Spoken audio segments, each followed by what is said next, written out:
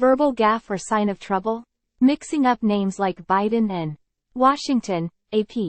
Any parent who's ever called one of their children by the other's name, or even the family pet's name, likely could empathize when President Joe Biden mixed up the names of French leaders Macron and Mitterrand. The human brain has trouble pulling names out of stuffed memory banks on cue. But when are those and other verbal stumbles normal, and when might they be a sign of cognitive trouble? When I see somebody make a flub on TV, I'm really not all that concerned, said well-known aging researcher S.J. Olshansky of the University of Illinois at Chicago. What science will tell you about flubs is that they're perfectly normal, and they are exacerbated by stress for sure. Biden, 81, has a decades-long history of verbal gaffes. But they're getting new attention after a special counsel this past week decided Biden shouldn't face criminal charges for his handling of classified documents, while describing him as an old man with trouble remembering dates, even the date his son Beau died. That prompted a visibly angry Biden to lash out from the White House, saying, "My memory is fine." As for his son's 2015 death from brain cancer, frankly, when I was asked the question, I thought to myself, it wasn't any of their damn business, Biden said. Biden is not the only candidate making verbal slips. Former President Donald Trump, Biden's likely opponent in the November presidential election, has also. Last month the 77-year-old Trump confused his major opponent for the GOP nomination, former UN Ambassador Nikki Haley, with former House Speaker Nancy Pelosi, decadeslong. President Joe Biden speaks in the diplomatic reception room of the White House, Thursday, February 8, 2024, in Washington. AP photo, Evan Bucci. Health experts caution that neither verbal gaffes nor a lawyer's opinions can reveal whether someone is having cognitive trouble. That takes medical testing. But certain glitches are common at any age. To easily recall names, right in the moment, is the hardest thing for us to do accurately, said Dr. Eric Lenz of Washington University in St. Louis, a geriatric psychiatrist who evaluates cognition in older adults. Some studies have suggested that everyday misnaming may occur when the brain has names stored by category, like your family members. Or perhaps in Biden's case, world leaders he's long known, and grabs the wrong one. Or the miss may be phonetic, as the names of France's current president, Emmanuel Macron, and former President François Mitterrand both begin with M.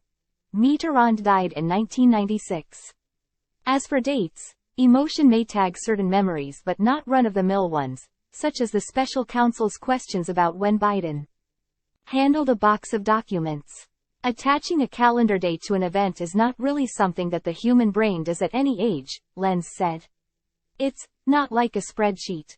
Whether it's a name, date or something else, memory also can be affected by stress and distractions. If someone's thinking about more than one thing, Olshansky said. And while everybody's had an "it's on the tip of my tongue" lapse, flubs by presidents, or would-be presidents, tend to be caught on TV. Olshansky watches recordings of his presentations at science meetings and, "There isn't a single time I don't make a mistake," he said.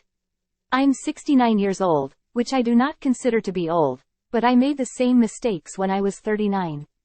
It's reasonable for people to wonder if leaders in their 70s and 80s remain sharp," Lenz said. "What's reassuring is if overall, what someone says is overall accurate despite a verbal gaffe.